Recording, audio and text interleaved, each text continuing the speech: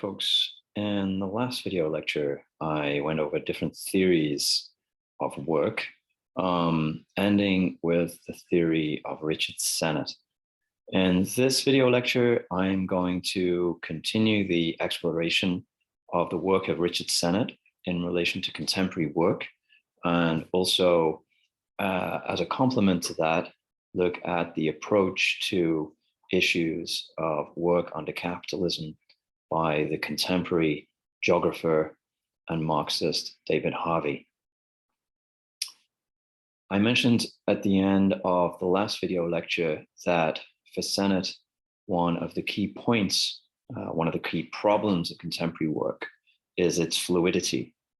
For Sennett, there is an inherent human need to create a sense of abiding identity, and work should ideally be one of the resources, one of the contexts in which social and personal identity is forged. And he thinks because of the patterns of instability and fluidity in contemporary work that it's becoming increasingly difficult to identify oneself socially and individually through what one does. So we're going to explore initially here the background to Sennett's theory and get into some more detail on that.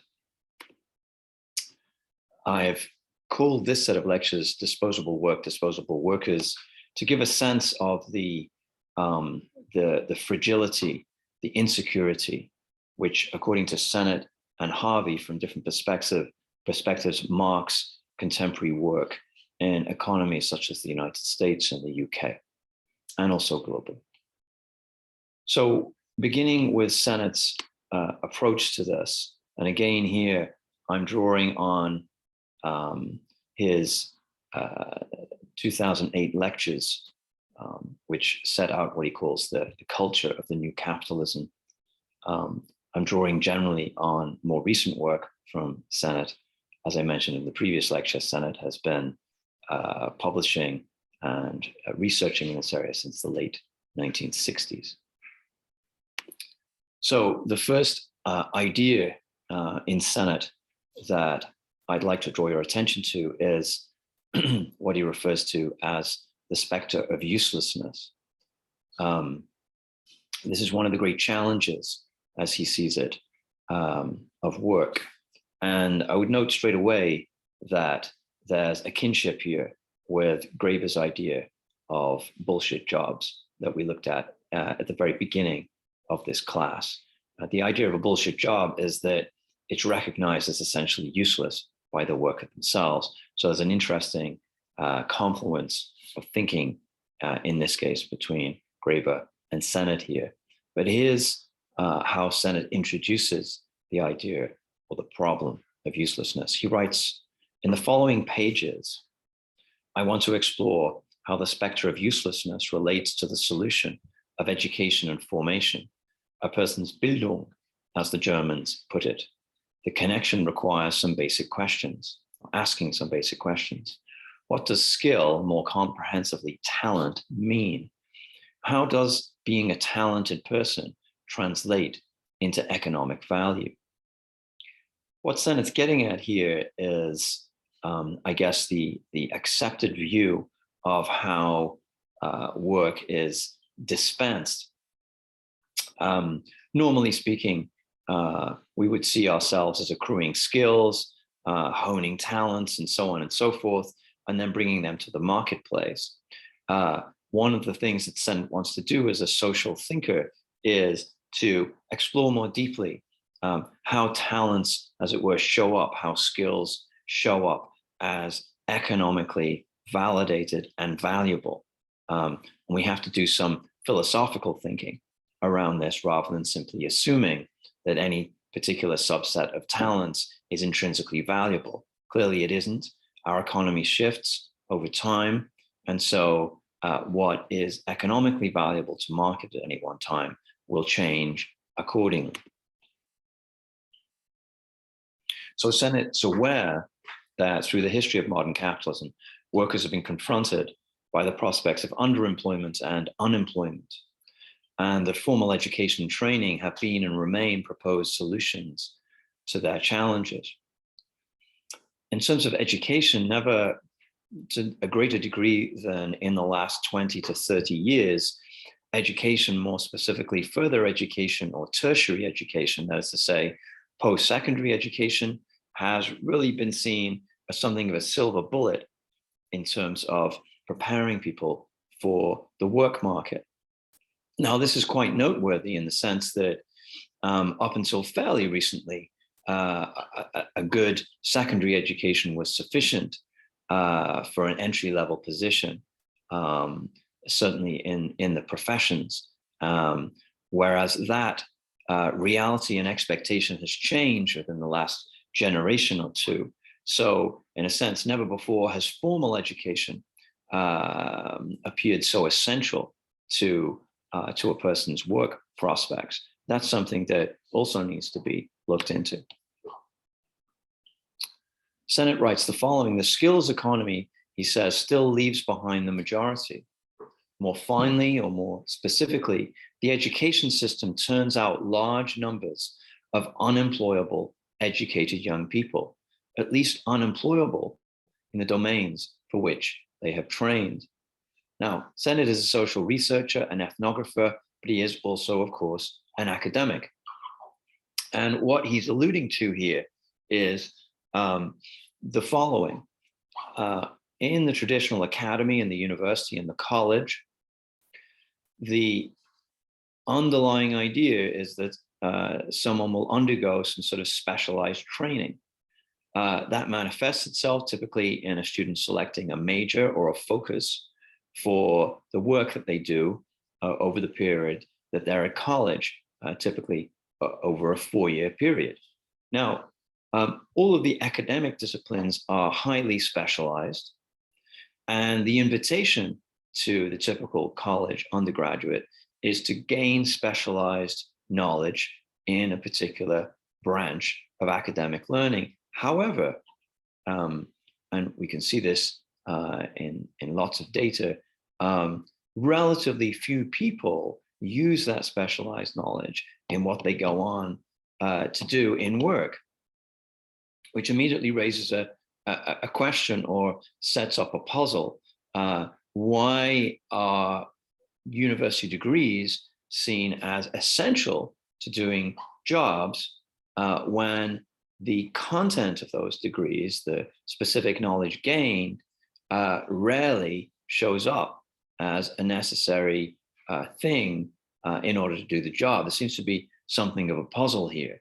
You could kind of solve it, I guess, or you try to resolve it in one of two ways. You could either say, well, the university degree is some sort of general ticket, a sort of general credential, if you like. Maybe it's showing some other sorts of attributes or skills, the ability to focus, the ability to complete assignments in a timely way, the ability to deal with complex problems, and so on and so forth. So you kind of say there are more general skills that are being acquired.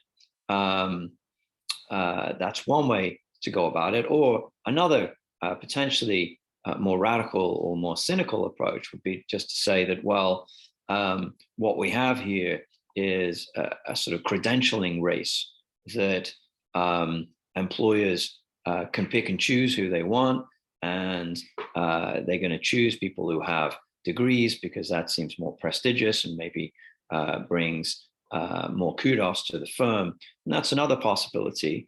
But in that case, it seems like a little bit of a circular logic to it. We're just going to have graduates at the entry level just because we can. And of course, one of the things that's suggested by the line of argument employed by Sennett is that this is confusing and potentially demoralizing for the students themselves, that they acquire knowledge and skills that then never finds any kind of application or usage in the work market. But certainly there's something to explore. So to sort of summarize that point, Sennett's reflecting on the widespread recognition that unemployment was, according to early critics, of capitalism, that unemployment was systemic and inevitable. And Sennett wonders whether the idea that education will allow people to escape unemployment is sound for the majority of people. I mean, another thought that goes along with this is that there's been a huge expansion in public education. In tertiary or university college level education, again, over the last last one or two generations, to a point where more than half, typically, of a population, such as the United States or the UK, half of people are getting university degrees. Now, that means that there's been a shift. University degrees through most of the 20th century were a fairly exclusive commodity, but in a situation where the majority of individuals have university degrees, then presumably that undermines the marketable value of a degree as such. Now, there's other things that go into the mix here to do with the kind of university or institution that you went to. Was it an Ivy League or an elite so-called university, and so on. And also those things will count in terms of the marketability of a degree. But Sennett is generally raising a skeptical question as to whether formal education is really the thing that's going to guarantee somebody against unemployment or underemployment throughout their lifetime. It doesn't seem sufficient, but it's even curious why it should be deemed as necessary.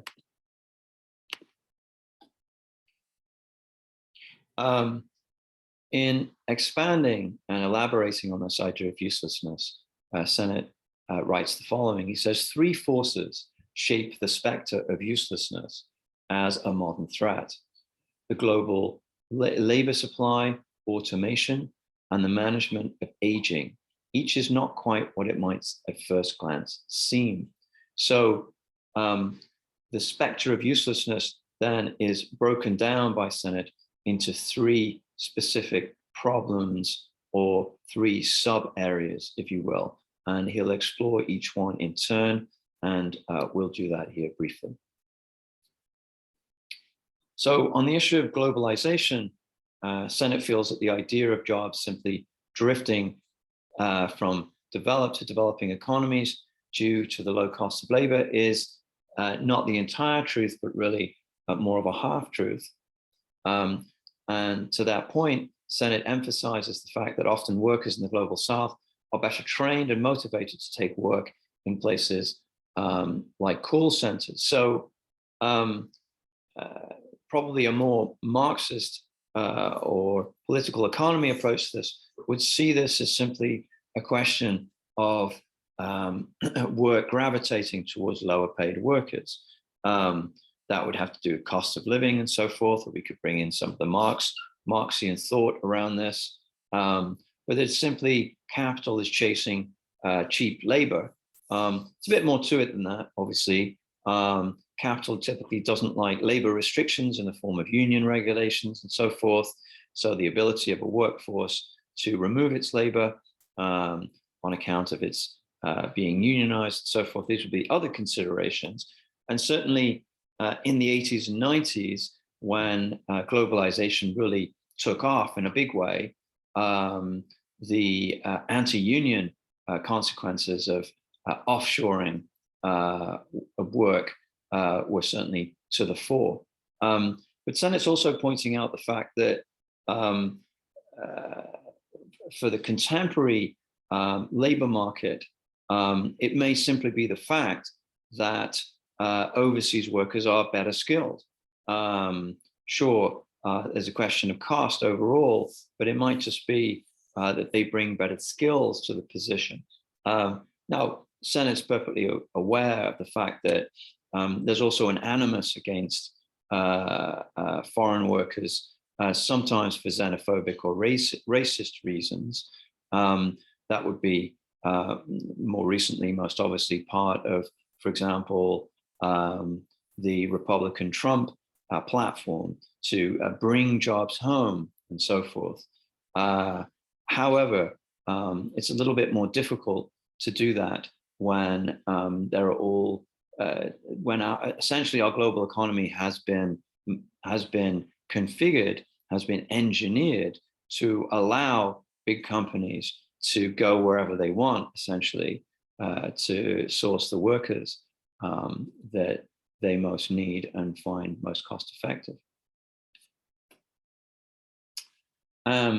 And Sennett touches on this here. He says the spectre of uselessness intersects here with the fear of foreigners, which beneath its crust of simple ethnic or race prejudice is inflected with the anxiety that foreigners may be better armed for the tasks of survival. That anxiety has a certain basis in reality. Something interesting here that certainly this is the case, say in my home country of the UK, with the Brexit vote, had a similar underlying aspiration to essentially keep jobs for domestic workers and to prevent or to at least curtail the amount of non-British EU citizens that were coming to the UK to take certain jobs.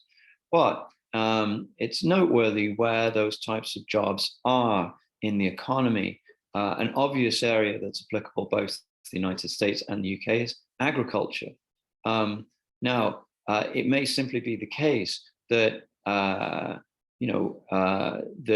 a certain amount of workers born in America simply wouldn't want to do that work. There are, I believe, an estimated 8 million non-documented migrant workers who essentially keep US agriculture going. And similarly in the UK, up until the UK's withdrawal from the European Union, agriculture was really reliant on seasonal workers coming from Eastern Europe. So the problem here with the bring jobs home rhetoric is, well, would American citizens want to do this work anyway? Would British citizens want to do this work anyway?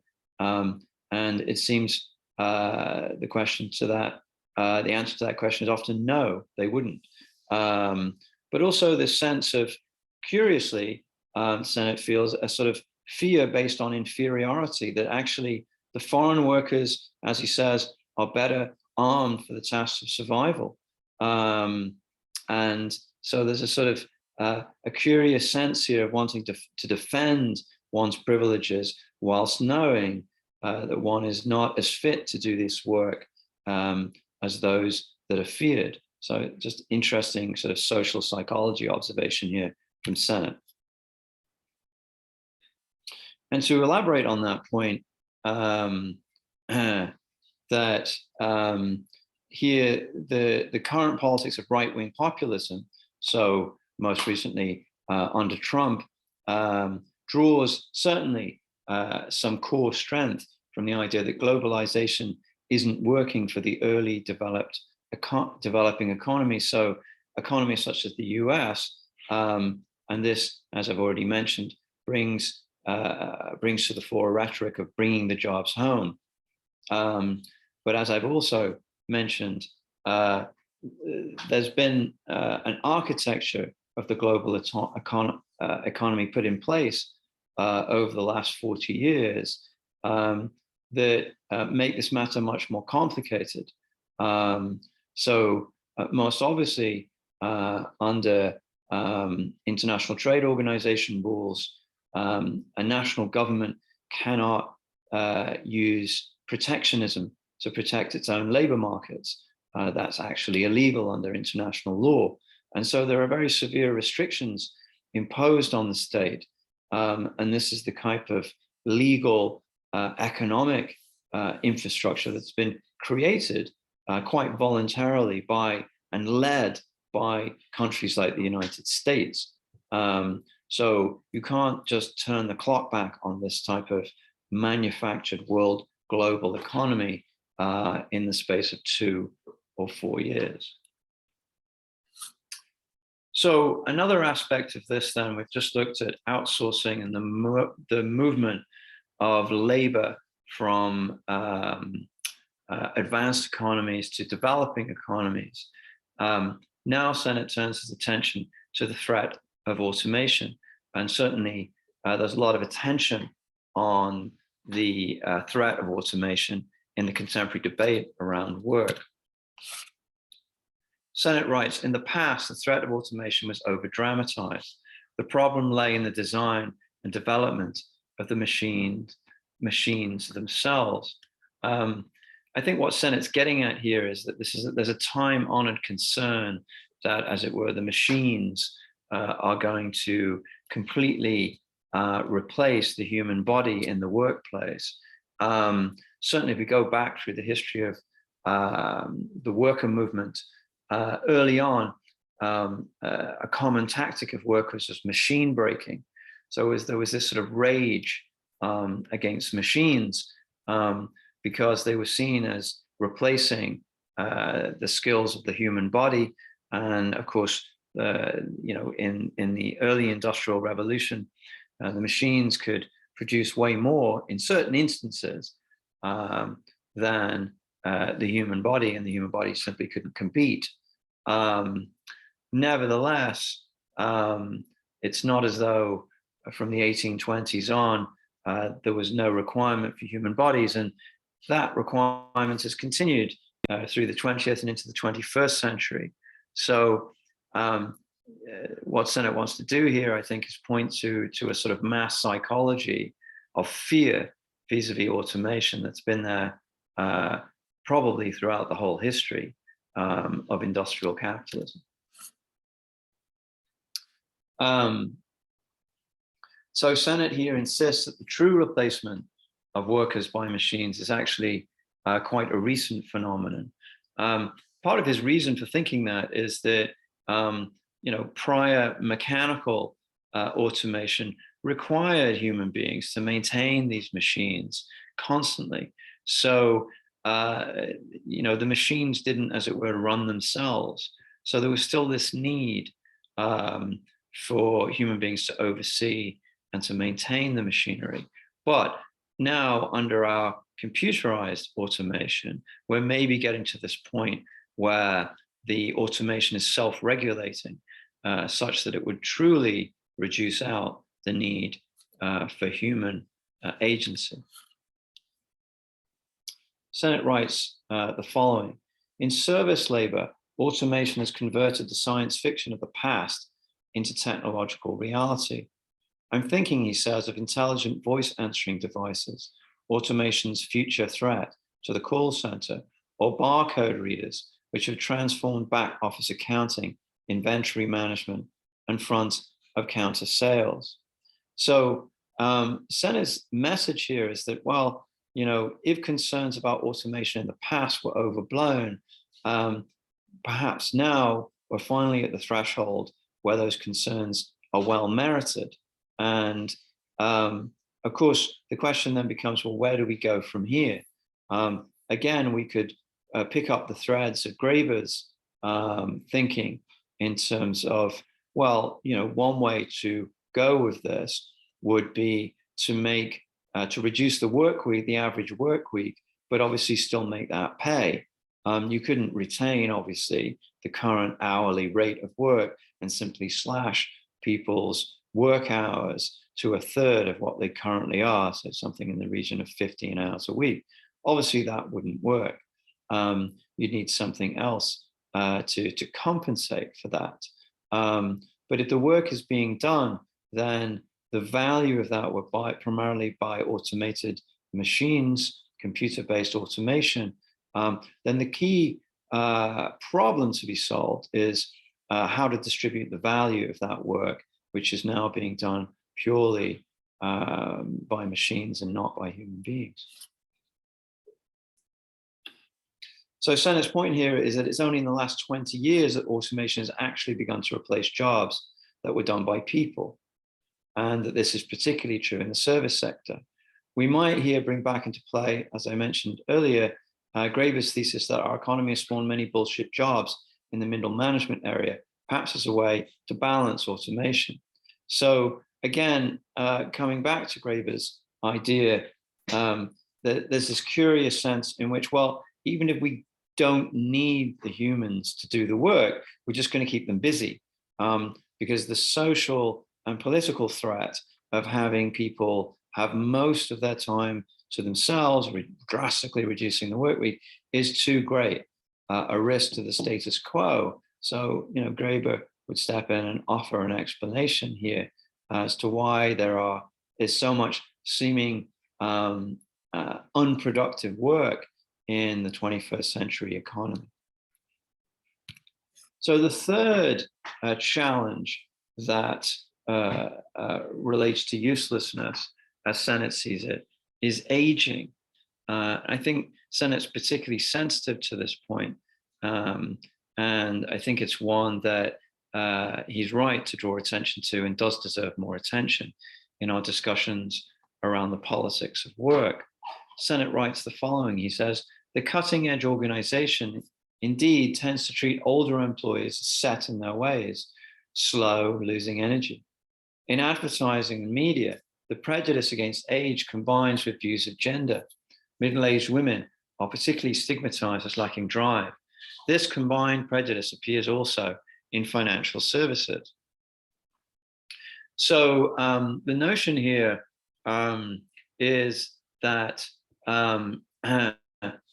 as our economy favors and puts in the balance more and more innovation, then the more effectively ageist it becomes. The idea being that only young people can have truly innovative ideas. And also, as he adds in, there's a sort of gender bias that somehow the innovative, energetic young male is really the paradigmatic employee in this context. And Sennett here is addressing aging both as a question of social perception and as a matter of economic realities.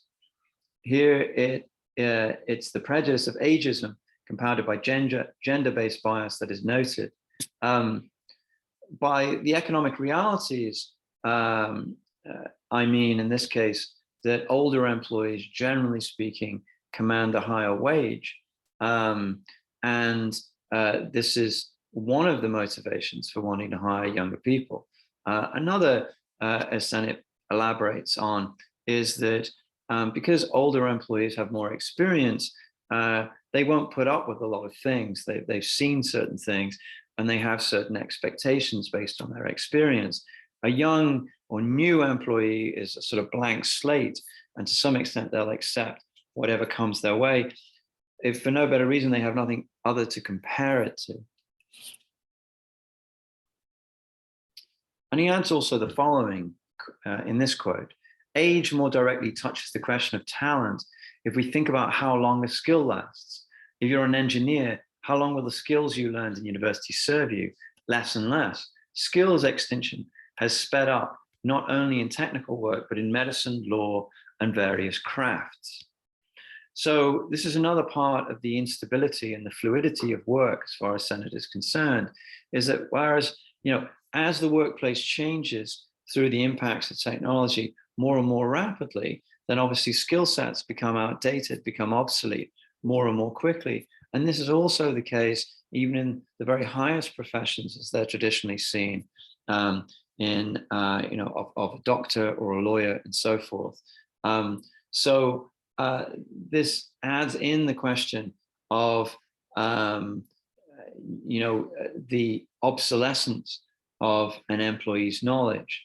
And there will be a sense at which that there's a point in somebody's career trajectory where it's going to be increasingly difficult for them to acquire the new skills and new knowledge necessary to be a cutting edge employee.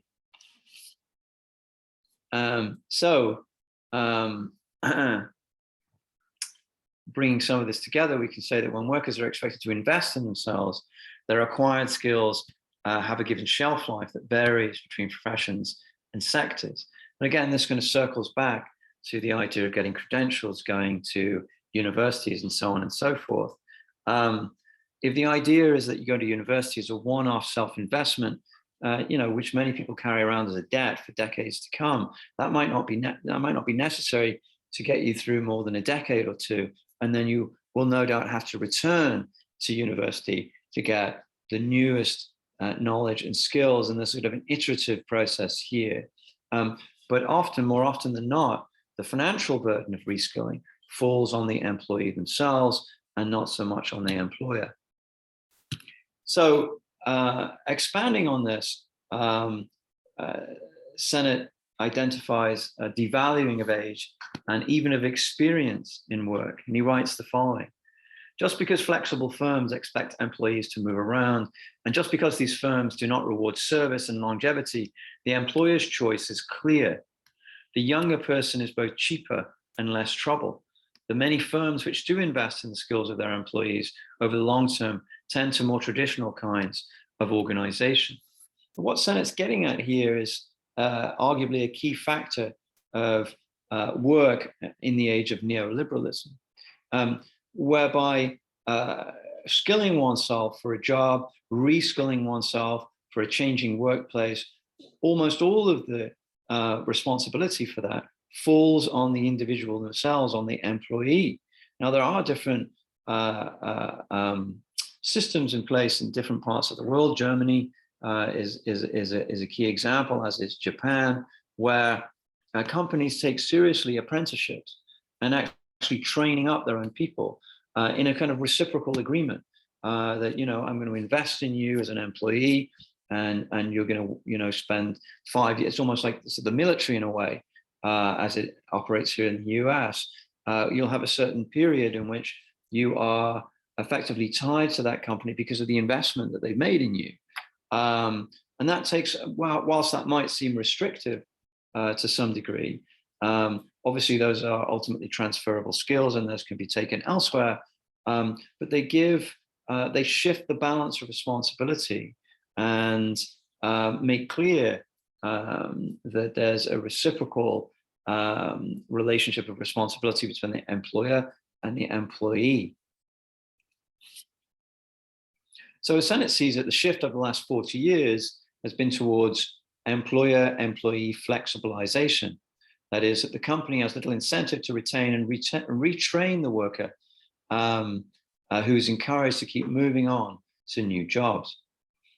So as I mentioned in the previous video lecture, there's a kind of reciprocal breaking of loyalty ties. So the employer doesn't feel that they're bound to protect and nurture the employee, but the employee reciprocally doesn't feel any loyalty to the company. And whilst this is generally portrayed as an emancipating and emancipatory thing, I think Sennett is all too aware that actually this brings lots of downsides to it in terms of instability, insecurity, and a sense that the employer and the employee is always scrambling to find new work and having to hustle. So Sennett, somewhat sort of bringing together this picture of contemporary work, writes the following: in those firms which do abandon the structures of social capitalism is the form of capitalism in a sense that predated neoliberal capitalism, whereby there's this stronger reciprocal bond between employer and employee. In those firms which do abandon the structures of social capitalism, the personal consequence of focusing on young talent is that as experience increases, it has less value. I found in my interviewing that this slighting of experience was notably strong among consultants who have a professional interest in thinking so. Their work in changing institutions requires suspicion of long entrenched employees whose accumulated institutional knowledge appears a barrier to swift change. In some ways, Sennett reserves his greatest scorn for the consultant, that is to say, usually outside consultants that are brought in to a company to suggest restructuring for productivity or rationalization purposes. And as he's pointing out here, it's the sort of the older employees, the ones who are perhaps worked at a particular firm for 2 or 3 decades, that are very often seen as stumbling blocks for the kind of reforms the consultants might want to bring into play. And the paradox here, I think, for Sennett is that, well, in the past, under social capitalism, as he calls it, these employees would have been seen as all the more valuable because they have a longevity, they have a memory of the way the organization has worked over a long time. But instead of that, they're seen as sort of stuck in old modes of thinking and doing, and therefore essentially as a problem, as a thorn in the side of innovative entrepreneurial ideas. So in many ways, the profession of the consultant typifies for Sennett the culture of the new capitalism. That is to say, as someone who comes in from the outside, from outside a company to review its health and capacity for structural change. And the ruling idea here is that some outside shock is needed to jolt a business out of complacency and overcome institutional inertia. So there's a kind of two-level construction here of a healthy company. One is to do with who brings about the change. So the idea is that, you know, a company left to its own purposes will just drift into inertia and will become unsuccessful, unproductive, unprofitable. So you have to have somebody come from the outside, view the company differently, and shake things up. And together with that goes a certain valorization of a certain type of CEO who also operates in that way, and as the phrase goes, moves quickly and breaks things. So the idea that, you know, you come in, you shake things up. Of course, you don't win yourself many friends in doing that, but it's necessary for the company. But you have to also remember that the consultants themselves don't have any loyalty to the company or to the employees. And I think for Sennett, there's certainly a punitive function here to the way companies are restructured, and particularly punitive in relation to the older employees. And that's the key point that he wants to bring into play here. So a further point that Sennett raises here is an anticipation of his next book, which is simply called The Craftsman. In The Craftsman, Sennett champions craftsmanship, unsurprisingly, as a kind of antidote to contemporary work. You know, the idea of craft, you're probably going to think of, you know, using your hands in a skilled way, you know, metal work, jewelry making, carpentry, this type of thing. Sennett has a very broad appreciation of craft, which certainly includes things like teaching. And even at one point, he refers to parenting as a kind of craft. Anything that is done over the long term involves a certain sort of self-regulation through trial and error, and involves the development of skills that are inherent to the worker themselves, can carry the label craft. And he has his own definition here, which is offered in this quote. He writes, an embracing definition of craftsmanship would be doing something well for its own sake. Self-discipline and self-criticism are dear in all domains of craftsmanship. Standards matter, and the pursuit of quality ideally becomes an end in itself. One of the things that worries Sennett about contemporary work is that craft is simply not rewarded, that really it's simply the rapidity of, as it were, getting stuff done rather than doing it well for its own sake, which is his definition of work as craft. But as we'll also see in this lecture and future lectures, Sennett is also acutely aware of the psychological benefits of craft, of the level of satisfaction that a worker gets from doing a job well. But in order to do a job well in a workplace, you need to be given sufficient time to do it well. And all too often in contemporary work, that time is not available. This idea of self-discipline and self-criticism is also important. We can contrast that with the consultants model that we just considered, where the consultants are essentially an external measures of the value and viability of a company. Craft involves acquiring an internal critical mechanism by which you can determine whether you're good or otherwise. It's something. So the craftsman, as he sees it, is largely self-regulating. Of course, they look at other practitioners and they use that themselves, and that's also important. The sort of person-to-person network which craft requires. But as soon as someone is skilled in a craft, and they're largely self-regulating, and that's important to say. So in sum, Sennett puts forward craftsmanship as a kind of antidote to the trend of skill erosion that characterizes the contemporary capitalist economy. Craft is something that you keep, you retain it, it stays with you, it goes with you. Think of craft as, you know, being able to play an instrument or whatever, right? You have to keep your hand in, but it's not easily lost. And here Sennett again goes back to the idea that, you know, someone that dedicates himself to work as a kind of craft is not even seen neutrally, but actually seen largely as a kind of threat, given the culture of the new capitalism. He writes, the management code word here is ingrown. Someone who digs deep into an activity just to get it right can seem to others ingrown in the sense of fixated on that one thing. An obsession is indeed necessary for the craftsman. He or she stands at the opposite pole from the consultant, who swoops in and out but never nests.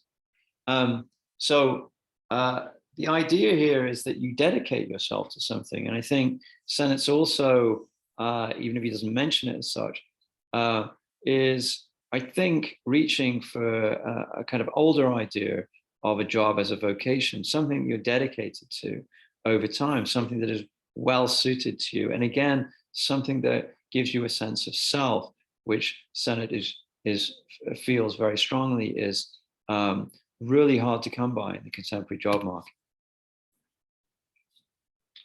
So those who practice craftsmanship are often seen essentially as obsessive nerds who insist on the detail of doing a job right.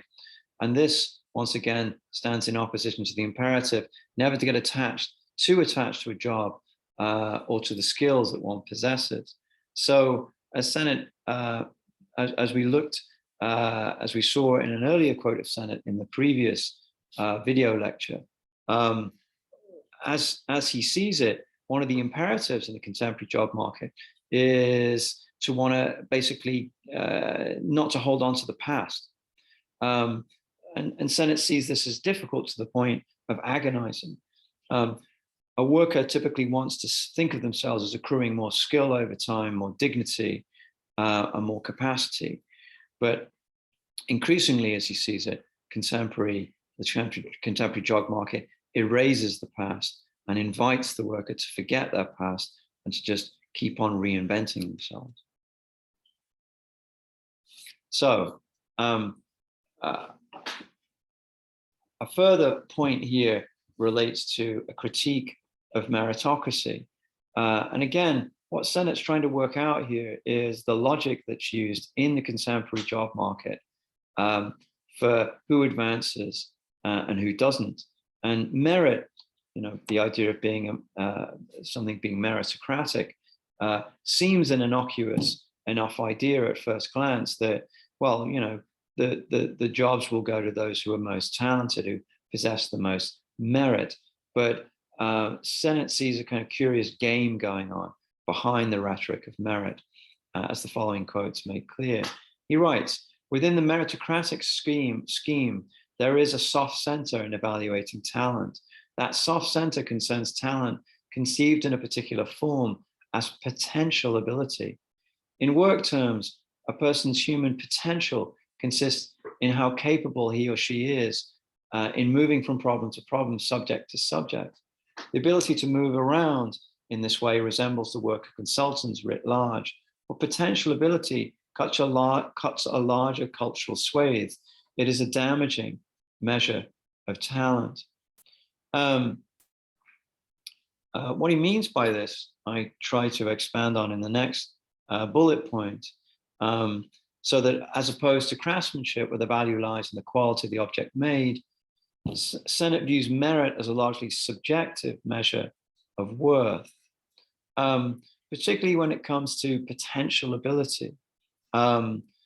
those who can do a craft, as it were, are exhibiting skills due to past practice. So the worker viewed through the lens of craft is viewed through the lens of their past activity. In stark opposition to this, the idea of potential, of someone having potential, is a kind of open and loose idea of what someone might do in the future. But Sennett suspects that the appeal to potential is really just a way of denigrating those workers who have already acquired skill. And he goes on, and he has more to say about this idea of potential. And this is in the third bullet point. He writes, judgments about potential ability are much more personal in character than judgments of achievement. An achievement compounds social and economic circumstances, fortune and chance with self, whereas potential ability focuses only on the self. The statement, you lack potential, is much more devastating than you messed up. It makes a more fundamental claim about who you are. It conveys uselessness in a more profound sense. So the potential in question is really, I think, for Sennett, down to a disposition that the worker has to be open to changing their skills and their expectations about work. So really, I think part of this is all about the power dynamic between the worker and the employer. That the more unspecified, in a sense, the potential is, the more power an employer has to take on a worker or to promote that worker. And again, the more, in a sense, alienating the process through work becomes. Whereas craft, again, I think Sennett feels that someone who possesses a craft skill is someone who has a certainty about what they can do, whereas those who are being engaged on potential merit really don't necessarily know what it is that they have potential in or to do. And the final point here is that Sennett argues that measuring a person's worth through merit, understood as potential, tends to label many as useless and so unworthy of respect and recognition. It's stigmatizing rather than socially liberating. So the idea here is that those who possess merit, or in the terms of potential, are few and far between. And as I said, the more vague, in a sense, that potential is, the more it works to denigrate and demoralize workers, because people don't really know what it is, what this potential is that they're meant to display. And it seems to trump any kind of gained ability or skill that a worker has already acquired. So I'm going to transition after this to the work on from David Harvey, who, as we'll see, has a complementary but nevertheless distinct approach to the problems that Sennett considers.